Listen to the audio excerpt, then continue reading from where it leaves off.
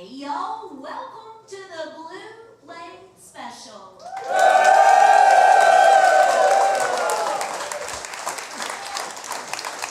It is real live music right here, Barley's in the old city. It's the Big Lake Live. Y'all, feel free to come down and join us. If you can't be here, you can watch us streaming live from the WDVX Facebook page or YouTube. Yeah. Our guest today shows up about this time annually.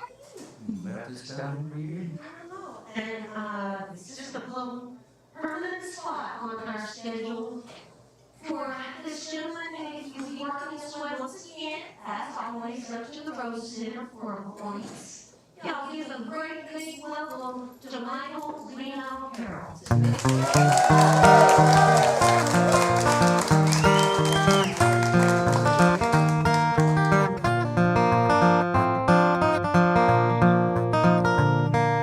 Mama had a clothespin between her teeth. She was reaching for the corner of a twin bed sheet. A whole week's laundry on the line when she heard the doorbell chime. It was the Avon lady, Leanne Brooke, bringing Mama's Avon order to her. Had lipstick and a little perfume, then coffee in the living room. It made Mama's day, little things like that. All it took was a Tupperware bowl on a Rubbermaid placemat. She'd drive to the Woolworth 5 and dime just to ride the escalator and kept a half a gallon of peach ice cream in our old calculator.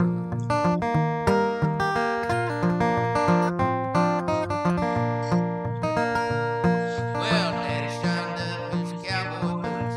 Mama dressed Daddy's Sunday suit. When once a year they go out to eat for Mama's birthday treat. They'd drive the truck across the county line, have T-bone steak and store-bought wine. Dad'd steal a moose lodge, lock the doors, and get home about 4:30. It made Mama's day, little things like that. All it took was a new hairdo and a cute little pillbox hat. She'd drive to the Woolworth 5 and dime just to ride the escalator and kept a half a gallon of peach ice cream in our old calculator.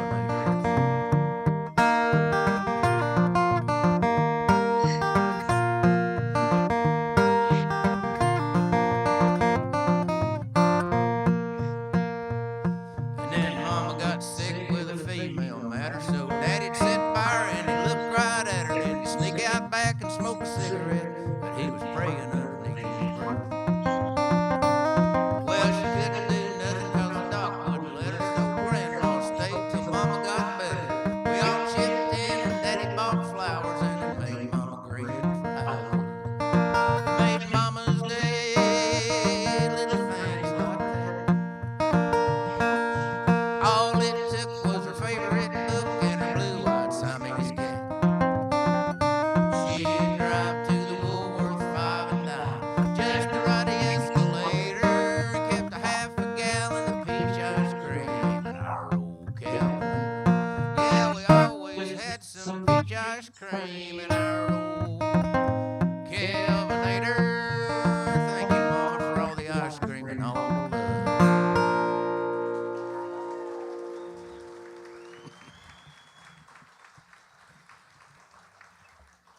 I don't know, y'all may have been a Frigidaire family, I don't know, but we're Calvinator people. It's great to be back at Barley's and great to be on my favorite radio station in the whole wide world. And I'd like to say hello to the whole wide world because I know people in California and Oregon and a bunch of my friends around the world listening to us here. And can't be a better place to be than Barley's on a Friday. I'll do you a tune here for all of us who do what I do for a living, drive. We get paid to drive, we do this for free. Eventually you write about what you do.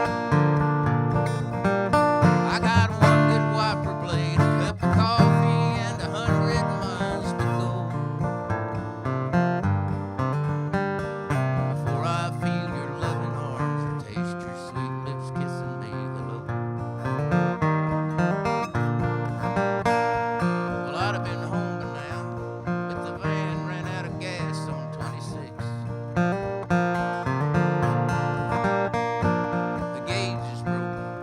Yeah, I know you told me that I ought to get it fixed. Got the Appalachian Mountains yet to cross in what they call a wintry mix. So say a prayer for me in this old van. The tires are getting pretty slick. Say a prayer for this old pilgrim out here on the road tonight. Say a prayer for all the children who have no one to hold them tight. Don't forget about the soldier and her loved ones who've gone on. And then say a prayer for peace and that we all make it safely home.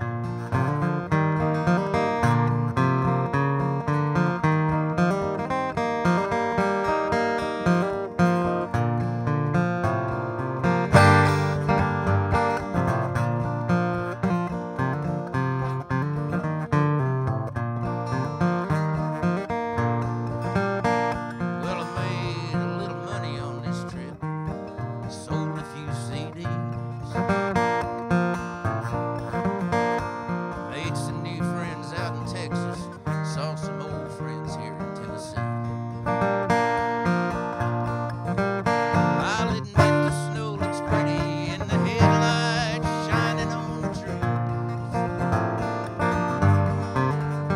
I just hope they get the salt trucks rolling before the asphalt starts to freeze. Say a prayer for this old pilgrim out here on the road tonight. Say a prayer for all the children who have no one to hold them tight. Don't forget about the soldiers and their loved ones who've gone on. And then say a prayer for peace, that we all make it safely home. I'll say a prayer for peace, and that we all make it safely home.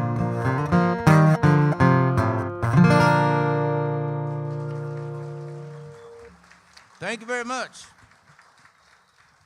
And here's my favorite disc jockey right here. It's Michael Reno Harrell with us here today on the Big Plate Live from Barley's. You know, as you all know, he's a great singer-songwriter. He's also a wonderful storyteller. He's compiled some of those short stories and written a book. So he's an author.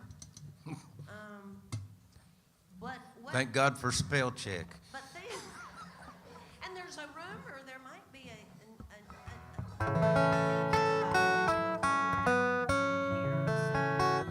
But did you know that Michael used to play in a bluegrass band in the area for a good long time professionally? Yeah. Yeah, I went where the money was. Yeah, absolutely. And then he had a hippie leather store in Gatlinburg. The Crippled Goat Leather Emporium. Yeah, people remember. Yeah, well, you know, I spent a lot of time in Gatlinburg back in those days. Well, another thing I've learned was that at one point in his career, he was a riverboat captain. Oh, is this the pilot? The pilot. Yeah. He drove the riverboat, y'all. Right here in Knoxville, Tennessee. Up and down the river. The Robert E. Lee back then. I don't know what it's called now. It's called the Star of Knoxville. Star of Knoxville. That's what they call it nowadays. So many hats he has worn over the years. Oh, yeah. I left out artist. Beautiful, gorgeous artwork. There is an entire gallery of his artwork online for your viewing and for sale as well there at his website. It's We like, do a lot of commissions, a lot of grandchildren. Done a lot of grandchildren. and a lot of your artwork has to do with your songs. Yeah. Are portrayed in a lot of this artwork as well. So I guess you've got a lot of creativity going on. When do you do it? I mean, when do you find time to write and Well, do your artwork? most of your shows are on the weekend, so you got Monday, Tuesday, and Wednesday to stay home and work. And are you real structured to do that? I mean, I are you try good to about be, it? yeah. In order to get anything done, you got to assume the position.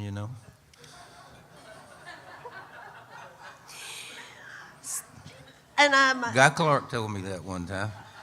that's He said, "When's the last time you wrote a song?" I said, "About last week." He said, "Then you ain't a songwriter. You got to write every day." So that's what I try to do. excellent. I love to hear that. Well, Michael's got all kinds of merch, including the book over there, yes. And that gives you all the opportunity to certainly shake and howdy after the show. And thank him for being here with us. As I mentioned, tomorrow he'll be headed up to the Rose Center for his yearly performance up there. Yep, Morristown. And he's got a lot of family up that way as well. MichaelRenoHarrell.com for the website, and there's also, is it MichaelRenoArt.com? Is that correct? I don't know. That's management. Yeah, Is that I think right? you can find the art there. I looked at it this morning. But there's also a link from his website. When you click it, it'll take you there.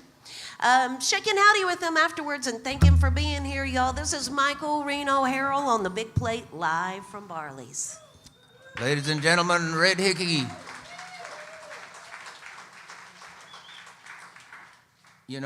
Those of us who do what I do, you travel around. Well, they used to, back when I was on a record label, they would send you out on these radio tours. You just drive from one little radio station like WDVX to the next community or college radio station, whatever it was.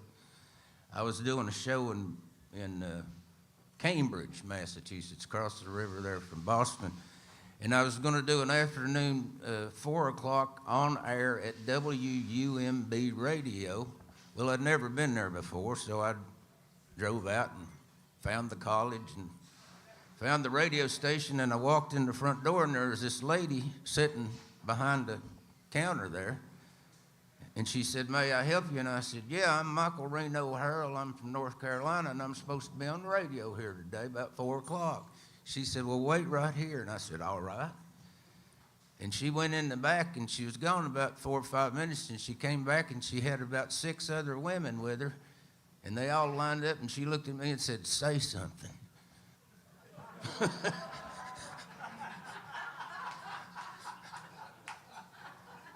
So a lot of times I try to carry a translator with me, but I don't need one here. Y'all understand me. I had a tour down in Florida several years ago, and the tour started off in a place I never had been, a place called Mount Dora, Florida. Well, being from East Tennessee and western North Carolina, I thought, well, I'll go down there and see their mountain. I tell you what, it don't take much elevation to impress people in Florida. You don't need to take your hiking boots when you climb Mount Dora, I can tell you that. There's an alligator on top of it when I got there. We had some Florida weather in 2004 in our part of the country over there in the mountains of western North Carolina where we live. There was a hurricane called Ivan that came across Florida. I think Florida got 5 hurricanes that year. And there was a hurricane came across the peninsula and got out in the Gulf of Mexico there and sucked up some water and thought, well, that was fun. I wonder what else I can get into. So it just came north, and it came to our mountains right up there around Asheville and just squatted for about a week and just about washed us away. Well, when I got down there to Mount Dora, I thought, well, I'll tell people what's going on back home. I said, we got a hurricane, and it rained real hard. I got no sympathy at all from them people down there. But I did get a song out of it. I'm about to blow out a finger picker. Hang on.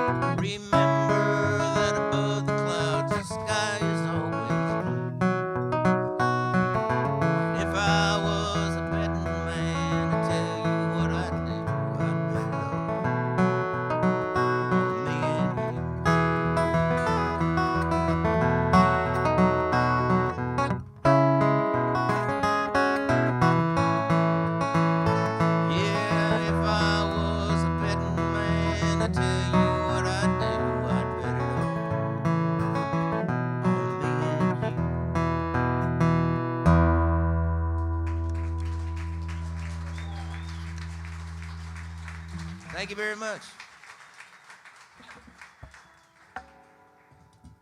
I think I've played in something like 45 states or something like that. Been around several places over in Europe and stuff like that, and tell people a little bit about my family and where I'm from, and tell people my daddy's from Mitchell County, North Carolina, and people in California don't know where Mitchell County, North Carolina is for some reason. And then I say, well, you probably heard of Mount Mitchell, the tallest mountain east of the Rockies. And people go, oh, yeah, now we know where you're talking about. I said, not really, that's not in Mitchell County. But you can see Mitchell County from there. But when I tell people that my mother's from Buncombe County, North Carolina, everybody knows where Buncombe County is because that's where Asheville is, and all their kids live there now. I never thought I'd see tower cranes working in Asheville, but it's crazy over there. My dad's dad left the mountains in 1925. He was down at the store at Beuladine one day, and there was a man down there passing out pamphlets that said that if you would move to Spartanburg, South Carolina, and go to work in a cotton mill, that they would rent you a house for $3 a month that had light bulbs in it. Well, my granddaddy had seen a picture of a light bulb once, but he'd never really seen one, so he thought, well, that sounds pretty good. And to sweeten the deal, the guy said, as a matter of fact, we'll buy you a train ticket down there. We'll buy your wife a train ticket, all your children a train ticket to Spartanburg, and your milk cow.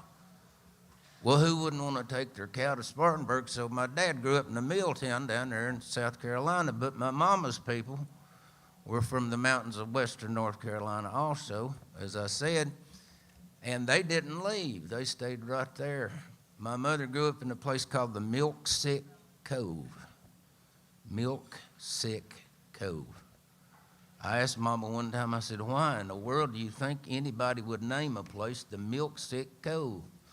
And Mama looked at me and grinned and said, honey, I don't know, maybe there are a lot of lactose intolerant people there at one time. Now, my mama's daddy was a pretty famous fellow over in that part of the country. His name was Motorcycle Eddie Cole. I think it was on his birth certificate. He had a 1914 Indian V-twin. Rode it everywhere he went by all accounts.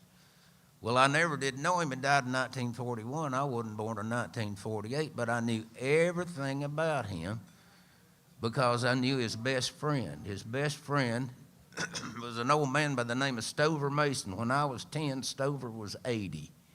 And he was the best friend I think I ever had other than a German Shepherd dog named Evo one time. But he'd tell me stories about my granddaddy. I asked him one time, I said, did my granddaddy really ride that motorcycle everywhere he went? And he looked at me and said, son, he'd crank it up to go to the outhouse. Now, Stover and I were, like I say, we were close buddies, good friends. And then that became even bigger because my dad's dad, died when I was 10 years old down in Spartanburg. We went down there and buried him in the cemetery. Come back over to Candler over there where my mama's people live, and was at my Aunt Asley and Uncle Serber's house, sitting on the front steps crying because I didn't have a grandfather anymore. Well, about that time, this old 1.5-ton International stake bed truck pulled up in the driveway, and it was old man Stover Mason. It was Christmas time, and he'd come to wish us a Merry Christmas. He saw me down there sitting on the steps crying by myself. Everybody else was in the house wrapping Christmas presents.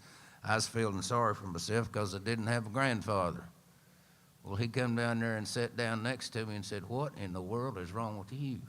And I told him what had happened. He said, oh, that's no good. He said, the boy's got to have a grandfather. I said, well, I ain't got one anymore. He said, we can fix that. I said, how? He said, why don't we adopt one another?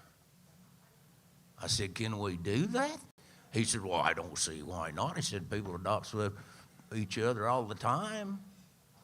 I said, well, wouldn't we have to have paperwork on or something like that? And he said, well, yeah, of course you got to have paperwork. He went over to his truck and opened the passenger side door and mashed that button on the dash, and the glove box door fell open. He reached in and got a receipt for a set of tires. Brought that yellow sheet of paper over there where I was sitting. Said, scoot over. I did. He laid it face down and got a little stub of a pencil out of his overall pockets and wrote, I, Stover Mason, adopt Michael Reno Harrell as my grandson, and signed his name. He said, now you. I took that pencil and I licked it and I wrote, I, Michael Reno Harrell, adopt Stover Mason as my grandfather. He said, there you go. He said, now take that home and put it where you keep your baseball cards so you won't lose it. I said, it'll be in that cigar box and I'll get back to Tennessee next week. He said, now do you feel better? I said, yeah, I do. He said, well, we need to consummate the deal. He said, I've brought you something for Christmas. I said, really, what is it? And he reached in his pocket and he pulled out this little case XX pocket knife right here. He said, there you go. And he opened it up to that blade right there. He said, now right there, he said, that's your toothpicking and whittling blade right there. Now this other big blade here, he said, now that's apple peeling and hog castrating blade.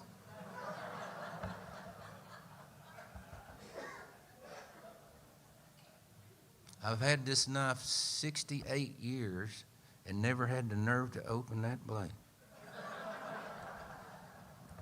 But anyway, that's my pocket knife, and this is my song about it.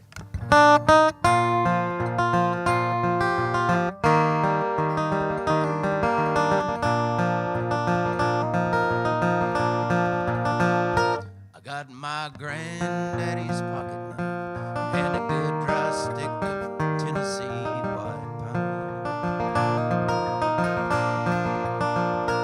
When the world is sitting heavy on my shoulders like it does from time to time.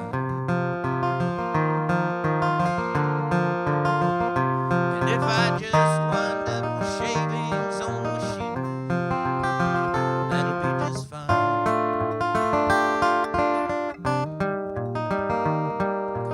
Problems of my world are nothing more than curls of Tennessee white pine. I can feel his steady hand here on the staghorn handles of his favorite tool.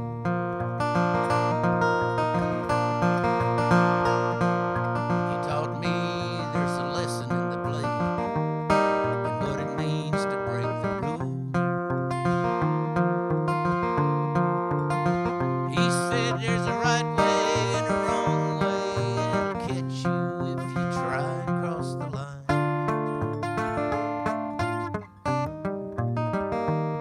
But there are a lot of lessons to be learned from pocket knives and Tennessee white pine. See this angry looking scar here? 7 stitches on the pad of my left thumb.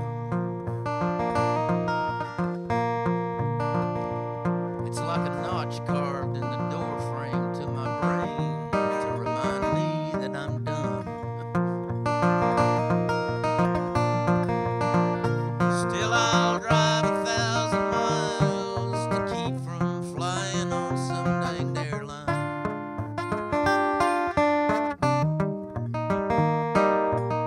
So I can bring my pocket knife and a good dry stick of Tennessee white pine.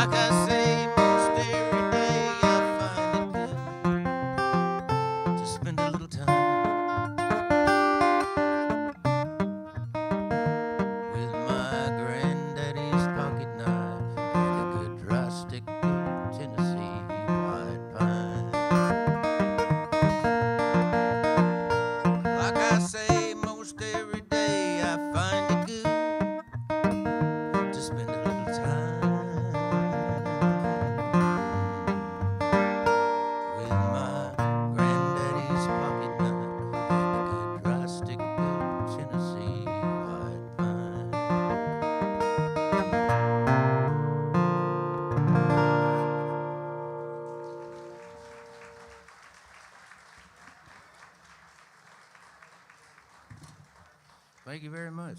Stover Mason. I grew up in Morristown, Tennessee, well, outside of Morristown, about 7 miles out of town. There used to be a rayon plant there. There was one in North Carolina that all my aunts and uncles worked at. It was built by the Dutch back in the 20s. Gave everybody something to do besides cut timber and whittle. They built a plant outside of Morristown in a place called Lowland. Lowland, Lowland. That's East Tennessee.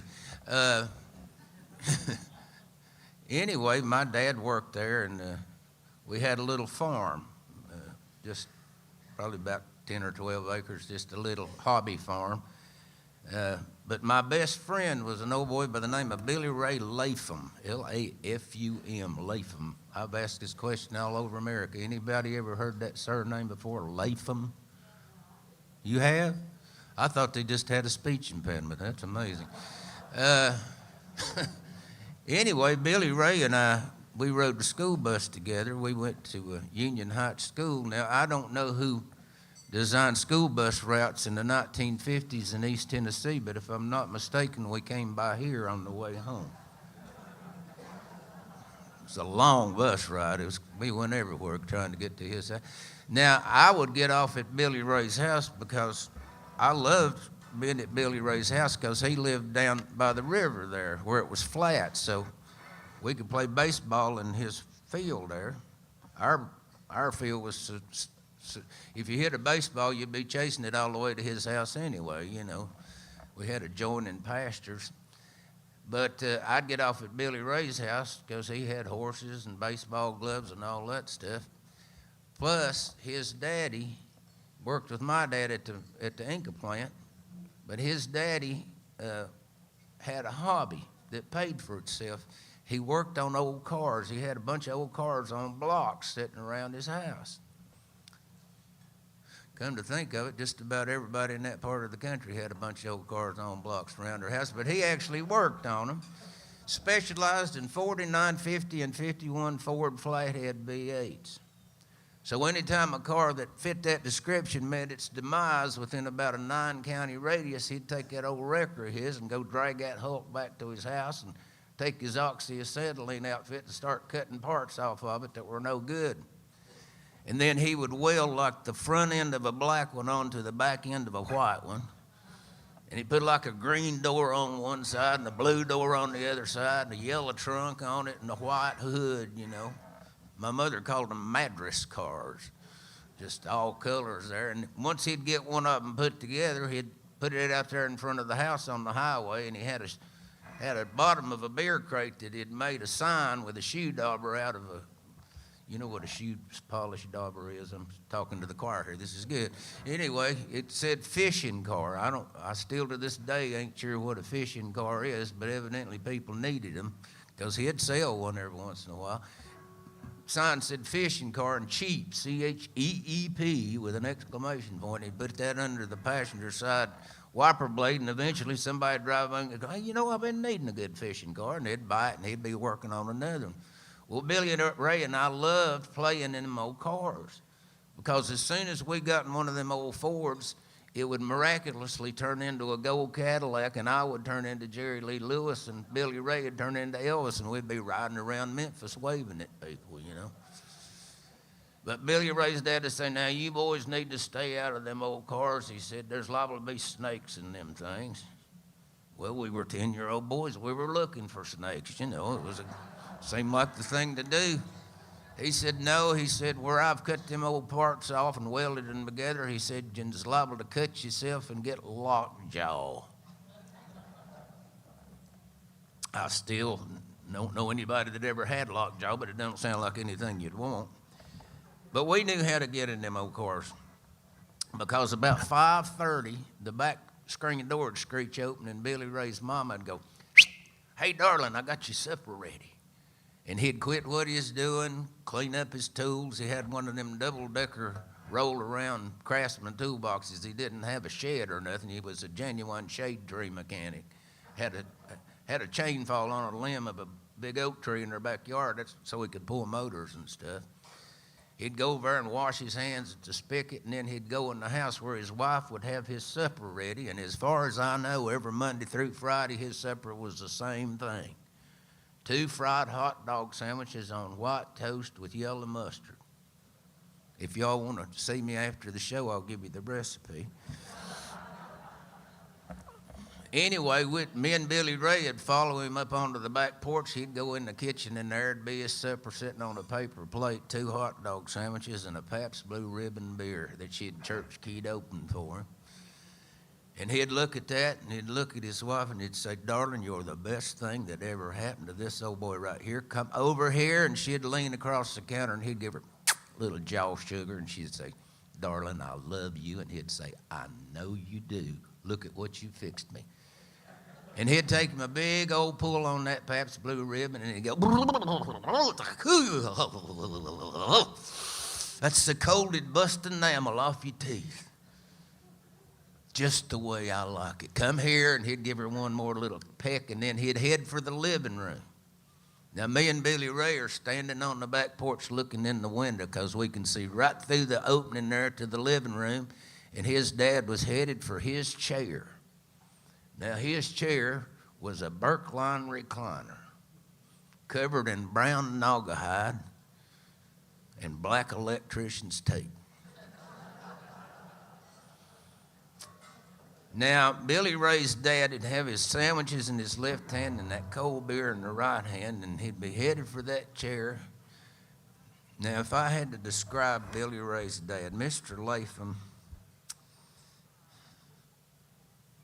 if he'd have been 3 inches taller, it'd have been a circle.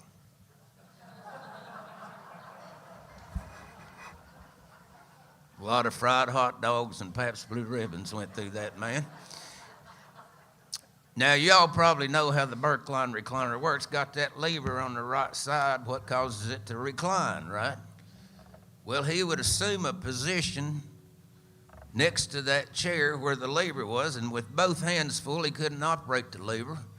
So he'd just pretend it was a 650 Triumph motorcycle, and he'd start kicking that lever. And just like any old Triumph motorcycle, it'd take about 30 kicks before it went, Finally, he'd plop down in the recline position, and then he would move forward 1 step and assume a position just to the right of the footstool part, and it began to sway left and right, getting that mass moving. And pretty soon that left foot would start coming off the ground, and then that right foot when he got over on that side, and pretty soon them feet were coming off the ground as he was swaying. And he'd get way over to the right, and I'd say to Billy Ray, "He's going to go over." Billy Ray would say, "Daddy will say, but you wait and see." And sure enough, he'd get way over to the right, and he'd kick that left foot up, and the next thing you know, he was astraddle of the footstool part.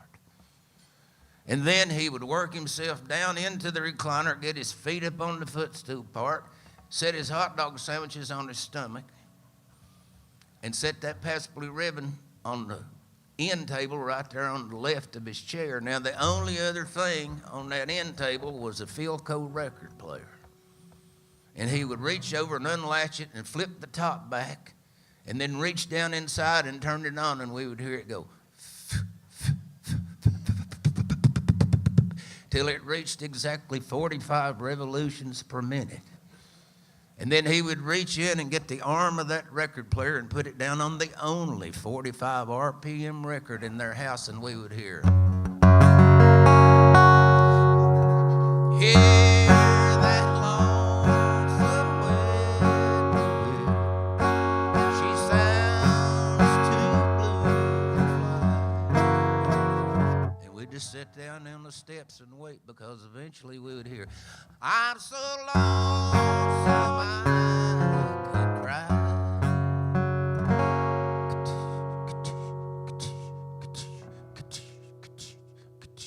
Hear that lonesome. Sometimes we would have to sit through 15 repetitions of Hank Williams. But we knew that eventually we would hear, "I'm so lonesome I could cry."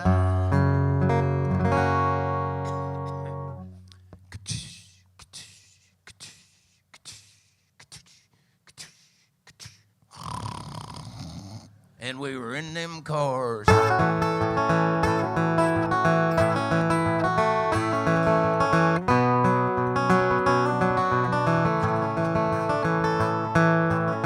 in the meadow and the cows in the corn, fish in the river and the horse in the barn, and I was 12 years old, living in the country with a blue tick hound and a chestnut mare. Me and Billy Ray, you know, were loaded for bear on a Saturday, living in the country. When you're 12 years old, living in the country, seemed like the only place to be. The work's all done and we're headed for the river, and we're gonna catch all the fish in eastern Tennessee. Billy Ray and me.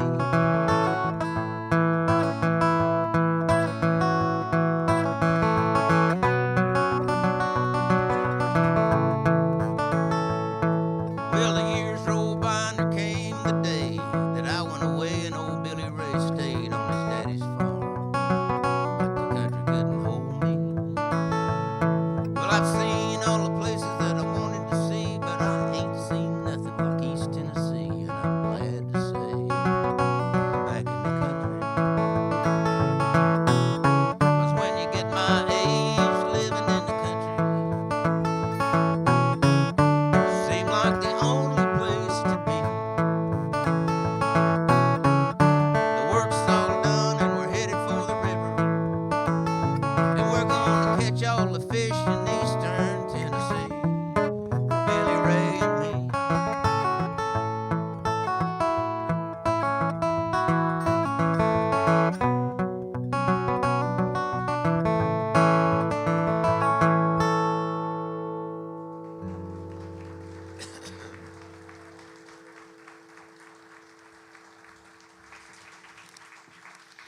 Michael Reno Harrell with us here today on the Big Play live from Barley's. Oh, yeah.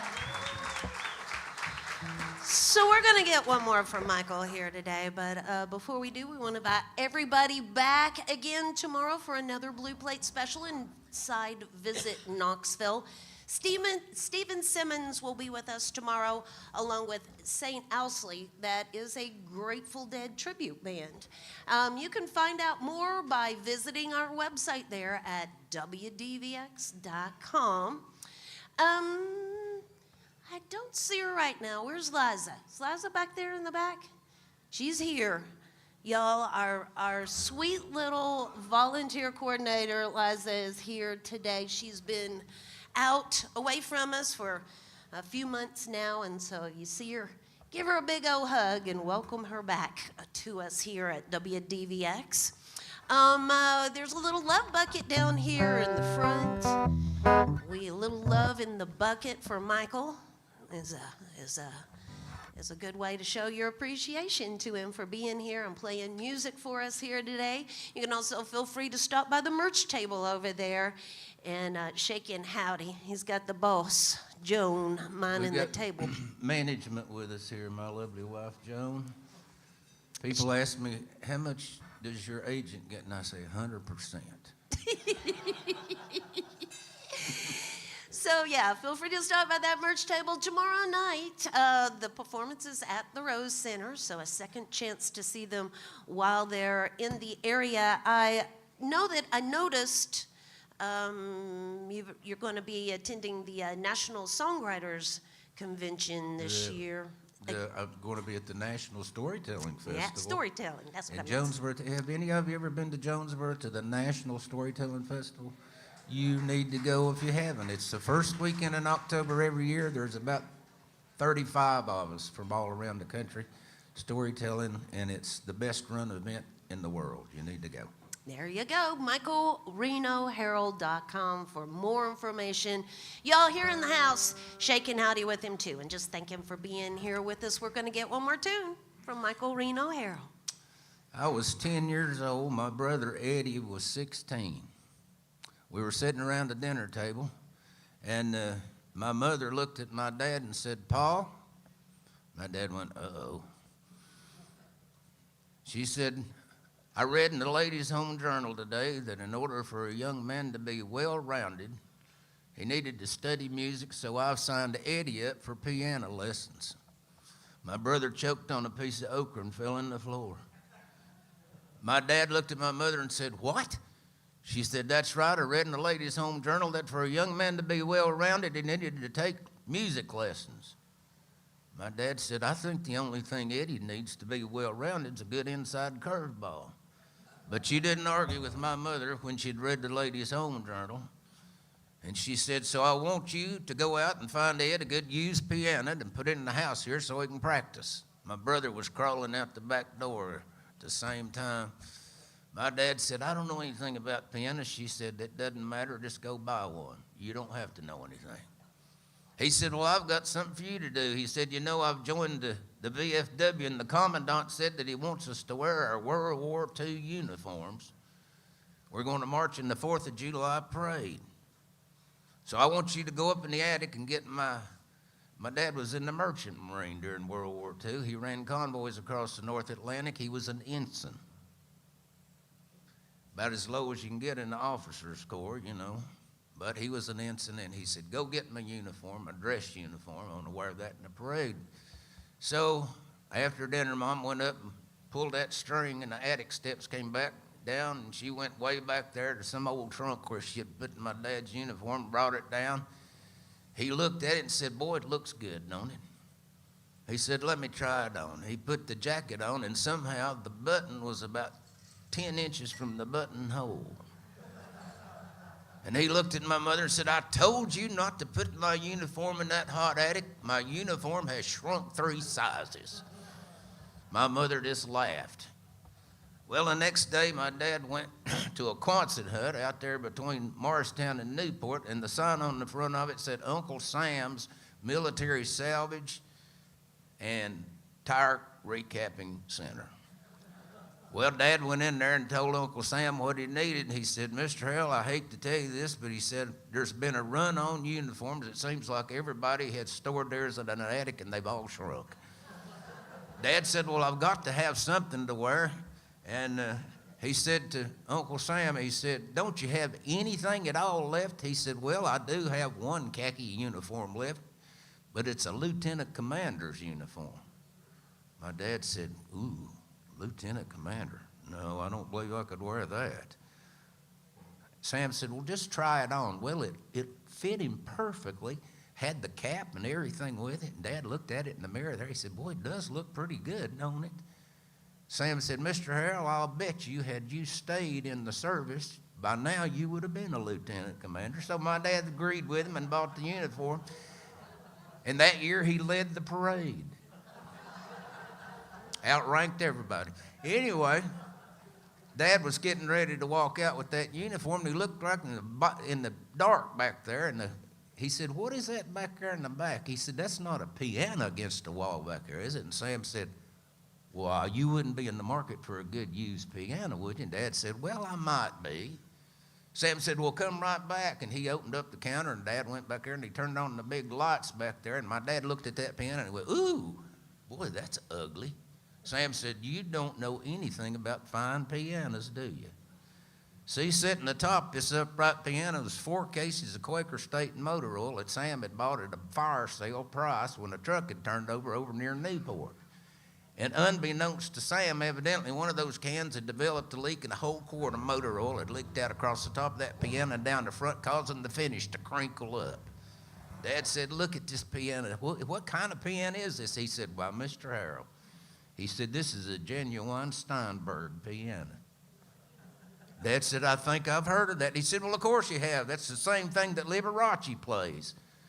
Dad said, "But look at it. It's ugly." He said, "You don't know anything at all about professional quality pianos, do you?" He said, "When you watch Liberace on television," he said, "that piano he's playing has the same non-glare finish so that those bright lights don't reflect back into his eyes so he can't see to play." Dad said, "Well, that could come in handy. My wife's bad to buy 100-watt light bulbs." So Dad opened up the keyboard, and there was one key there right about the middle that wouldn't come up. It was stuck down, and Dad picked it up and dropped it, and it tunk, tunk. He said, this piano's ruined. He said, it's got a bad key right here. Sam said, oh, you don't know anything at all about professional quality pianos, do you? He said, when you watch Liberace on television, does he ever look at his hands when he's playing? Dad said, well, no. He's always looking at the camera and grinning. He said, how do you think he knows where his hands are going? That's called the signal key. Soon as his hand passes that key right there, he knows exactly where he's at all the time. He said, that's a professional quality piano right there. My dad said, what do you take for it? He said, $27.75. My dad said, I don't have but $16, and Sam about broke his arm taking his money. Dad said, I'll be here at 8 o'clock in the morning to pick it up. So he called his Sunday school teacher, Max Singer, and Max came and helped him load that piano up, and they hauled it back to my house. Now, I could tell you what it took to get that piano from Max's truck up into our living room, 6 steps up onto the porch, but just suffice it to say, it took a John Deere tractor with a manure bucket to do the job. But by golly, Mama had her piano. My brother took one lesson and never took another one, but she didn't care because a new issue of the Ladies' Home Journal had come out, and she was off onto something else. But that old piano sat there in the living room, and my dad had his bowling trophies on the top of it. Nobody ever played it. We were getting ready to move into town about 3 years later, and my mother had called her sister and her sister's husband over to help us move. And I heard Mom and her sister in there, my Aunt Maddie, talking and packing up the kitchen. Mama said, Maddie, there's something I want you to have. Maddie said, it's that set of blue willow dishes that Mama wanted me to have, ain't it? She said, no, it's better than that. I want you to have our piano. And Maddie looked around the corner at that piano, and she said, ooh, I don't think that'd look good in my living room. Well, about that time, her husband came in and looked at it, and he said, well, I could fix that. I could strip that right off and finish it, and it'd go with the oak furniture in our living room just right. So they took that piano back to North Carolina. My Aunt Maddie learned to play it. By golly, within a year, she was playing everything in the Broadman hymnal. She could play everything she heard on the radio, and her favorite tune was a tune called The Blues for Dixie that was recorded by Bob Wills and his Texas Playboys. And sometimes I'd be out folk singing around the country, and I would accidentally go above the cornbread line up there where they put sugar in their cornbread. And I'd have to come back down and get me a shot of real cornbread, and I'd always stop by my Aunt Maddie's, and she'd play me the piano.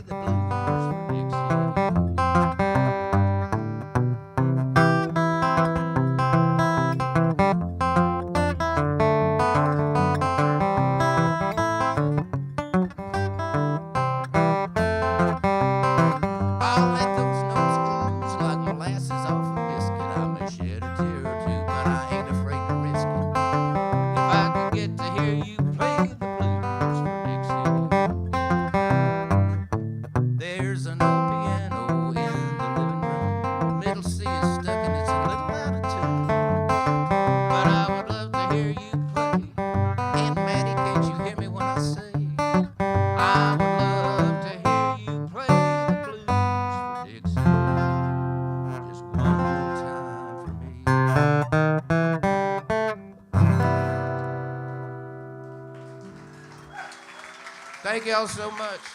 Thank you. Michael Reno Harrell, y'all. Red Hickey. Join us again next time for more real live music on the Big Plate Live from Barley's. Thank y'all so much. See you next time.